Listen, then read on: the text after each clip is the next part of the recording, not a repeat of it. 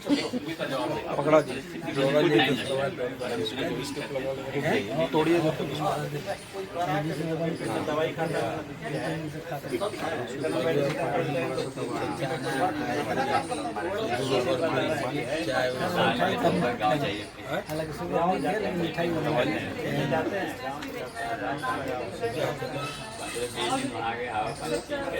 इधर आइए अलग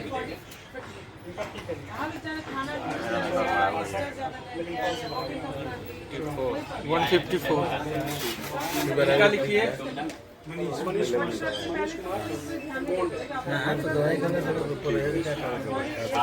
श्री भगवान के सामने 154 लिख दीजिए। 154 शुगर ठीक बीपीएस का इलाज करना पड़ेगा।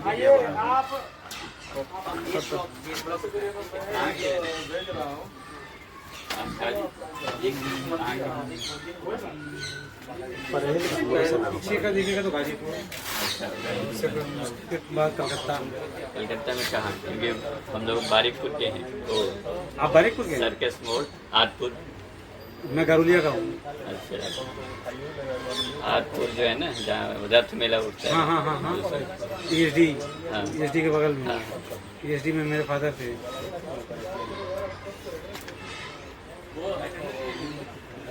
यहाँ पे कहाँ पे है? ये सामने कालीबाड़ी में। अच्छा यही तो मेरी समस्या है, आप लोगों के यहाँ नहीं आते हैं। क्या हो गया सर? डाइट के हिसाब से फास्टिंग ब्लड शुगर जो होना चाहिए 70 से 110 से 120 तक, आज के जनरेशन के हिसाब से फास्ट लाइफ के हिसाब से 120 125 तक नॉर्मल है। हीट के वेरिएशन भी अलग अलग है, तो उसके हिसाब से 130 तक ठीक है, क्योंकि अलग अलग कंपनी की अलग अलग हीटें आ रही है, उसकी नॉर्मल रेंज आते हैं। तो पहले 70 से 110 था, बट अभी 120 तक भी नॉर्मल है। और बीपी जो होता है 120/80 होता है, जो कि ऊपर वाला साइज सिस्टोलिक होता है और नीचे का डायस्टोलिक होता है। इनके दोनों प्रेशर को हम बोलते हैं पल्स प्रेशर। तो 120/80 होना चाहिए। ठीक है, तो हमें जो डायबिटीज़ है उनका थोड़ा सा रेंज अलग होता है। जैसे कि हम डायबिटीज़ कब मानते हैं, अगर फास्टिंग आपका 126 है, 126 फास्टिंग में आ गया आपका, तो हम डायबिटीज़ मान लेंगे। या आपका बिना खाए हुए कभी भी आप चले गए, आपने चेक कराया 200 से ऊपर निकल आया, रैंडम जिसको कहते हैं, तो उसको हम मान लेते हैं कि आपका वो हो गया। ठीक है, या पीपी आपका 140 से ऊपर है 2 घंटे के बाद, तो हम मान लेते हैं आप डायबिटिक है। 2 घंटे के बाद आपने कराया 140 से ऊपर आ गया, 126 आ गया फास्टिंग है, और 140 से ऊपर आ गया पीपी। आजकल वैसे कहते हैं 100 से ऊपर आ गया, जो हमें कंट्रोल कहते हैं ना। फास्टिंग जो होता है 100 होता है 100, लेकिन डायबिटीज डायग्नोसिस के लिए 126 चाहिए। अगर आप कंट्रोल की बात करेंगे कि हमें कंट्रोल करना है मान लो, तो आपको फास्टिंग कितना रखना है 100 से नीचे, और पीपी कितना रखना है 140 से नीचे। ठीक है, ये आपका कंट्रोल के बारे में हो गया। डायग्नोसिस के बारे में हो गया 126 अगर आएगा आपका फास्टिंग, तो हम कह देंगे डायग्नोसिस आपका वो, या पीपी आपका 200 से ज़्यादा आ जाए। ठीक है, 200 से ज़्यादा या रैंडम 200 से ज़्यादा आ जाए तो आपको डायबिटीज़ है। या फिर HbA1c आपका ठीक है नॉर्मल 6.4 तक होता है, 6.5 एंड अबव आ जाए तो हम कहते हैं कि आपको डायबिटीज़। तो ये सारी चीज़ें हैं, हम लोग डायबिटीज़ पहचान सकते हैं। डायबिटीज़ साइलेंट किलर होता है, ये आपका दोनों किडनी ख़त्म कर देगा, आपको पता नहीं चलेगा। एक दिन आप उठेंगे तो आपको सूजन आ रखी होगी आंखों के नीचे, बोलेंगे सूजन क्यों आ रही है, आप डॉक्टर के पास जाएंगे, वो किडनी फंक्शन लिखेगा, ब्लड टेस्ट कराएंगे, आपका यूरिया और क्रेटिनिन बढ़ा हुआ होगा। आप समझ में आ गई ये। और जिस दिन आपको ब्लड यूरिया और क्रेटिनिन बढ़ा हुआ होगा, आपकी 80% दोनों किडनी खत्म हो चुकी है और आपको मालूम भी नहीं पड़ा। जो 20% बच जाती है वो अगले 1 साल में वो भी खत्म हो जाएगी। आप चाहे कुछ भी कर लीजिए, चाहे अमेरिका चले जाइए, कहीं पे भी, या जितना भी शुगर कंट्रोल कर लीजिए, वो 20% जो है 80% तो तभी खत्म हो जाएगा जब आपको आंखों में सूजन चालू हो जाएगी। ठीक है, 20% जो बच गया वो 1 साल के अंदर आपका पूरा 20% यानी 100% पूरा आपका किडनी, दोनों किडनियां खत्म। 1 साल के बाद आप डायलिसिस पे आ जाएंगे और डायलिसिस ज़्यादा से ज़्यादा 1 या 2 साल चलता है। अगर आपने किडनी ट्रांसप्लांट करा लिया इसके बीच में तो आपकी ज़िंदगी बढ़ जाएगी, नहीं तो आपका दी एंड 1 या 2 साल में हो जाता है, डायलिसिस के 1-2 साल बाद। यानी कि जैसे ही आपका आंखों में सूजन चालू हुआ तो आपकी उम्र 2 या 3 साल होती है। उससे पहले आपको कुछ भी नहीं पता चलता है। अभी आपको कई लोगों का 300 भी आया, 400 भी आया, तो इसमें कोई सिम्टम्स नहीं होते। सिम्टम्स शुरू में आते हैं कि आपको क्या सिम्टम्स होते हैं, बार बार पेशाब जाना, क्योंकि आपके यूरिन में शुगर निकल रहा है। 185 के ऊपर जो शुगर होता है, किडनी 185 तक हैंडल कर लेती है। ब्लड शुगर अगर आपका 185 से ऊपर है तो किडनी उसको हैंडल नहीं कर पाती, वो शुगर यूरिन में आने लग जाता है। तो यूरिन में आएगा तो यानी कि आपका एनर्जी लॉस हो रहा है। शुगर का क्या मतलब है, ग्लूकोज, ग्लूकोज मतलब एनर्जी। तो एनर्जी लॉस हो रहा है आपके यूरिन से, और जहाँ जहाँ शुगर जाएगा वहाँ पानी जाएगा। आप समझ रहे हैं, वो पानी को खींचता है अपनी तरफ। तो यूरिन में अगर शुगर आ रहा है तो पानी भी बहुत ज़्यादा जाएगा यूरिन में, यानी कि आपको बार बार पेशाब जाना पड़ेगा रात को। रात को क्यों हमें महसूस होता है, दिन में तो हम वैसे भी हम पानी पीते रहते हैं, हमें लगता है कि वैसे ही हम लोग जा रहे हैं और बिजी रहते हैं काम में, तो हम लोग दिन में भी पेशाब ज़्यादा होता है लेकिन पता नहीं चलता है। रात को इसलिए पता चलता है कि आपकी नींद डिस्टर्ब होती है। आप मान लो कि 5 बार उठ रहे हो, पहले 1 बार उठते थे, तो आपको लगेगा यार इतनी बार बार मैं क्यों उठ रहा हूँ पेशाब करने के लिए। तो वो इसलिए हम कहते हैं कि रात को आपको पेशाब बार बार जाना पड़ता है। तो ये एक तो ये लक्षण हो गया।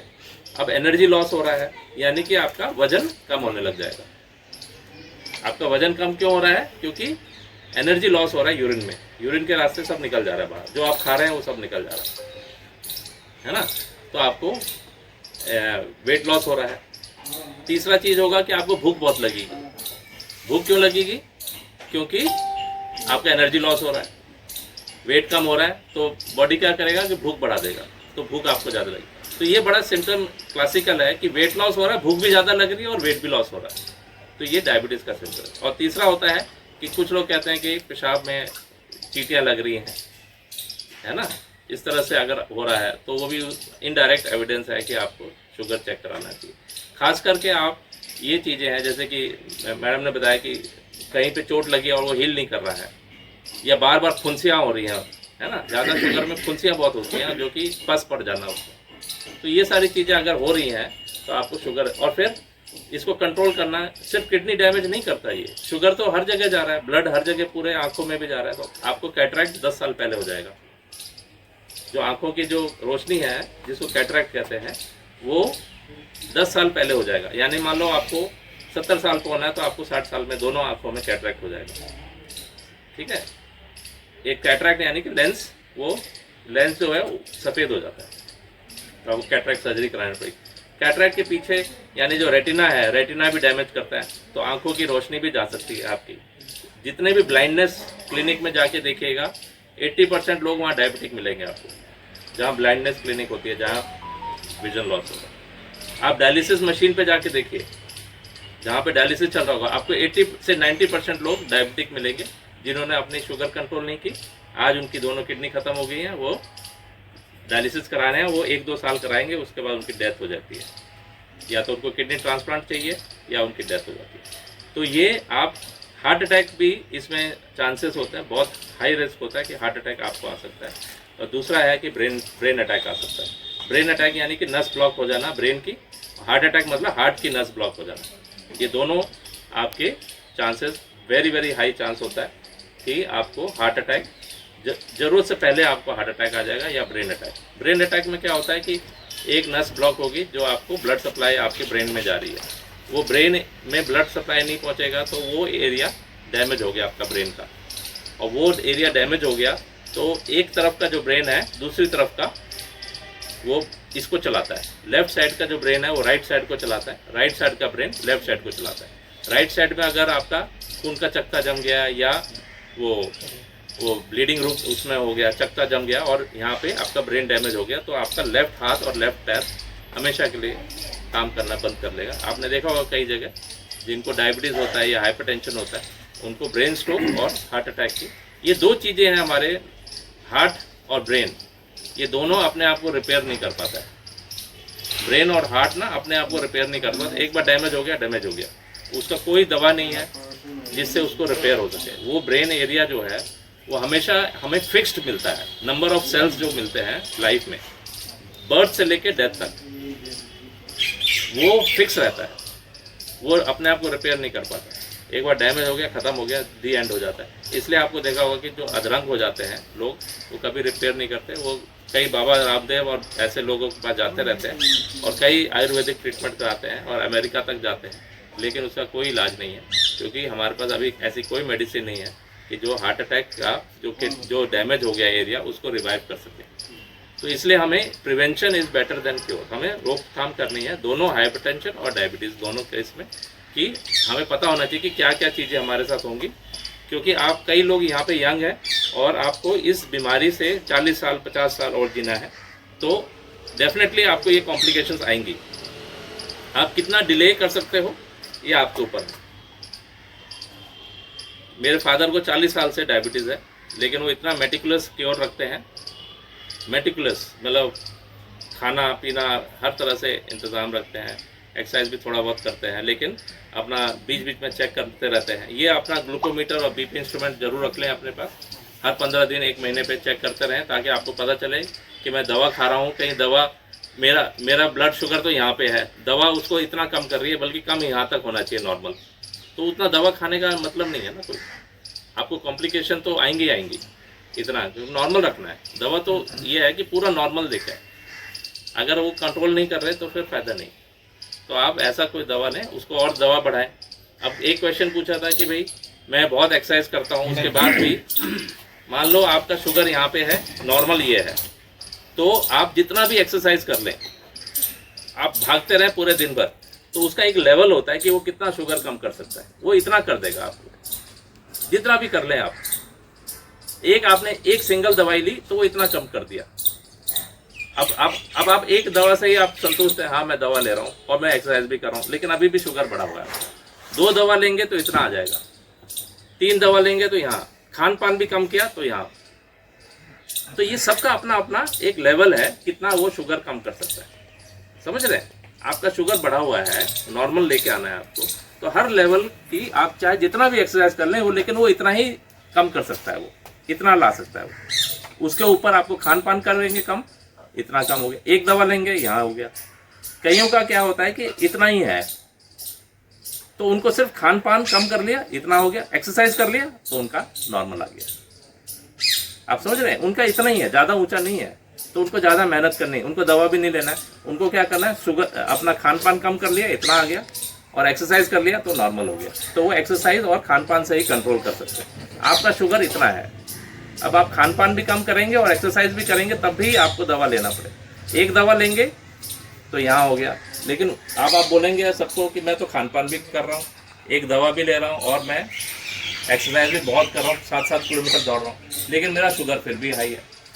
क्योंकि आपको 3 दवा की ज़रूरत है, 1 2 3 4 5। तो वो लेवल ऑफ शुगर हाई के हिसाब से आप किस डिजीज़ में है, आपका कितना, आपका जो इंसुलिन बनाता है वो कितना डैमेज है, हो सकता है वो आपका। तो ये है कि आप अपना खुद इलाज करें, ये चेक करें, अपना खुद इसमें इन्वॉल्व रहें, अपना मैनेजमेंट में। नहीं तो ये कॉम्प्लिकेशन मैं बता रहा हूँ 100%, 100% आप सबको झेलना पड़ेगा।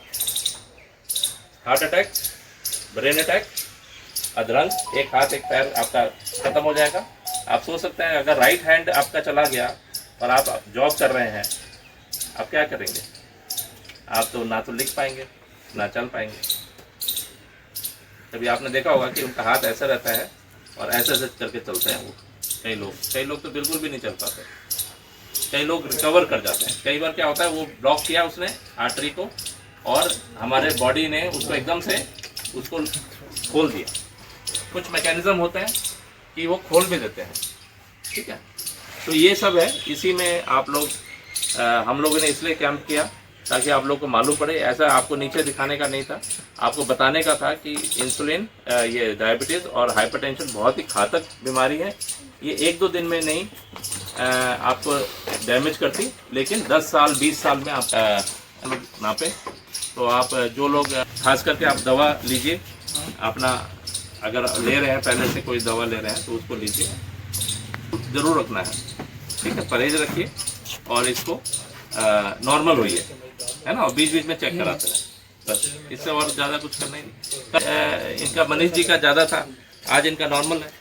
ये एक्टिव लाइफ जिए, एक्सरसाइज करें, ब्रिस्क वॉकिंग बहुत ज़रूरी है। अगर आप भाग सकते हैं तो बेस्ट है, नहीं तो आप चलिए, तेज चलिए। एक्सरसाइज जो है वो हार्ट की, मसल की तो होनी चाहिए, लेकिन हार्ट भी एक मसल है ना, हार्ट भी एक मसल है। सबसे ज़्यादा इंपॉर्टेंट मसल हमारा हार्ट होता है, तो उसकी एक्सरसाइज बहुत ज़रूरी है। हाँ, तो वो आप कंट्रोल करिए और साथ साथ में टेंशन मत रखिए। योगा, मेडिटेशन से बहुत फर्क पड़ता है। जिनको टेंशन है, कुछ बता रहे थे कि टेंशन हो गया था, आप बता रहे थे शायद, तो लाइफ ही मतलब ही है टेंशन है। जिस दिन आप वो ये है ऑफिस गए, वहाँ टेंशन, वाइफ का टेंशन, बच्चों का टेंशन, अपने बीमारियों का टेंशन, तो लाइफ जीना ही एक टेंशन है। तो उसका एक ही तरीका है कि आप एक्सरसाइज करें। एक्सरसाइज आपको लाइफ के टेंशन से बचाता है आपको। आप अगर कोई अपना हॉबी करते हैं, कोई आपका हॉबी है जो आप बचपन में करते थे, क्रिकेट खेलते थे या फुटबॉल खेलते थे, वो खेलिए आप, उसमें बहुत टेंशन रिलीज होता है। सिंगिंग है, आप उसको करिए। म्यूजिक सुनना, हम लोग भूल जाते हैं म्यूजिक सुनने से कितना टेंशन रिलीज होता है। म्यूजिक सुनना, हम लोग पहले बहुत सुनते थे म्यूजिक, बचपन में जो भी कार्य आपको बहुत अच्छा लगता है, लोगों से मिलना, समाज के काम करने से कितना। कल ये रात को मेरे पास सोया है, कल हम लोग ये आ गए थे, 8 बजे आ गए थे और ये पूरी रात भर हम लोगों ने काम किया है। मैं 4:30 बजे रात को सो गया था, ये 6:30 बजे सुबह सोए हैं। और अभी बताएंगे हम लोग क्या काम कर रहे थे। प्रिंटिंग का काम था हमारा, बहुत कुछ काम था। तो समाज का काम करने में एक स्टडी हुई थी, वो स्टडी का बता देता हूँ, गूगल करके देख लीजिए। उस स्टडी में ये देखा गया था कि ये जो लोग वो हो जाते हैं, जिनको भूलने की आदत हो जाती है ओल्ड एज में, उनके कैरेक्टरिस्टिक्स क्या थे, किस वजह से भूलने की आदत होती है लोगों में। 60 साल 80 साल से पहले जो लोग ओल्ड हो जाते हैं, कुछ लोगों को जल्दी भूलने की आदत हो जाती है। तो उन लोगों को इन्होंने लिया और उनमें देखा गया किसी को डायबिटीज, किसी को हाइपरटेंशन, क्या किस वजह से जो लोग ज़्यादा भूलते हैं। तो आपको क्या लगता है कि सबसे ज़्यादा मेन कारण क्या रहा होगा कि इन सब में पाया गया जो लोग भूलते थे ज़्यादा? आप बता सकते हैं कोई कि भूलने की आदत जो थी जिसमें, जिन लोगों में सब कुछ ऐसे है?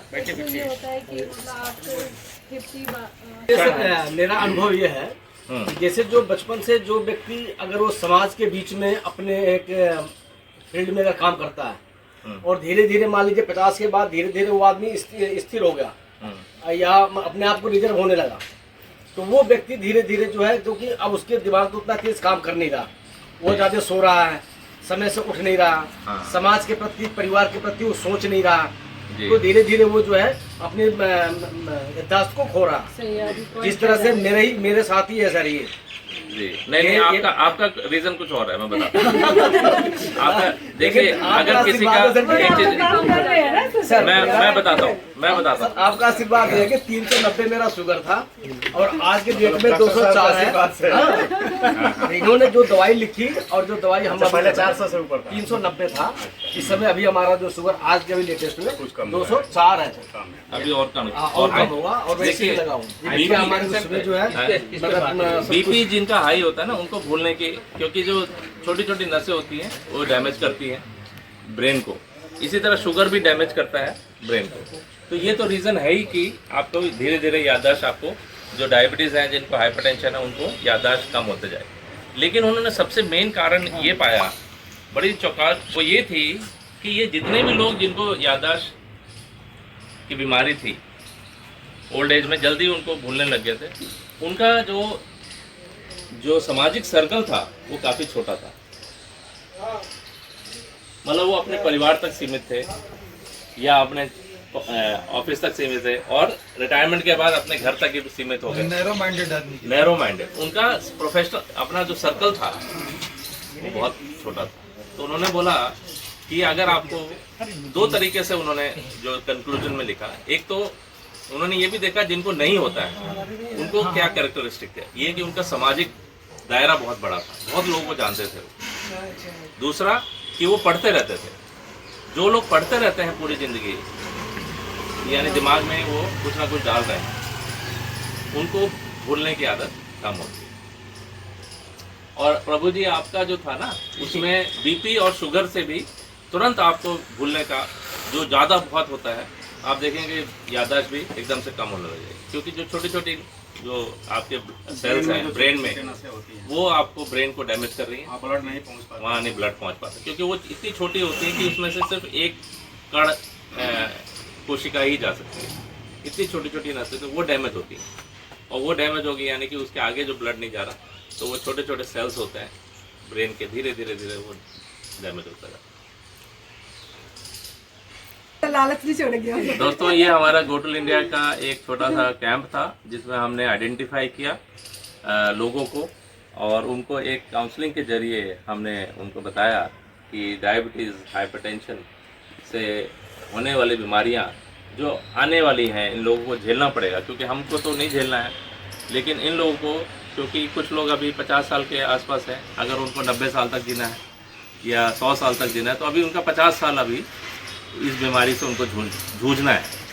और ये कॉम्प्लिकेशन देखा गया है कि 20-30 साल के आसपास 10 अगर कंट्रोल नहीं रखेंगे तो 10 साल में भी, जैसे दोनों किडनी ख़त्म हो जाना, या हार्ट अटैक होना है, ब्रेन स्ट्रोक होना, या नसों का डैमेज हो जाना, या आँखों का डैमेज होना, आँखों से नज़र नहीं आना, ये सारी प्रॉब्लम जो होती हैं, ये खास करके इतनी लंबी जो बीमारी होती है, क्योंकि ये तो जाने वाली है नहीं, तो इस तरह की बीमारियों से बचाव ही इसका कोई इलाज नहीं होता, सिर्फ बचाव ही इसका इलाज है।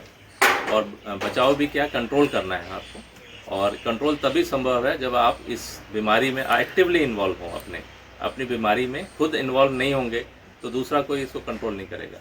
तो आप सभी लोगों से, जो आप लोग सुन रहे हैं, हमारे चैनल को ज़रूर सब्सक्राइब करें। इस तरह की वीडियोस हम डालते रहते हैं, और हमें ये जो बेल आइकन है सब्सक्रिप्शन वाला, उसको दबाएं, और हमारे आने वाली जो वीडियोस को भी, और पुरानी वीडियोस भी हमने, जैसे डायबिटीज़ इस पे बनाया हुआ है, हमने मलेरिया पे बनाया है, ट्यूबरक्लोसिस पे बनाया है, डेंगू पे बनाया है हमने, तो उसको भी आप ज़रूर सुने, देखें, और अपने को स्वस्थ रखें, अपना बचाव करते रहें। धन्यवाद।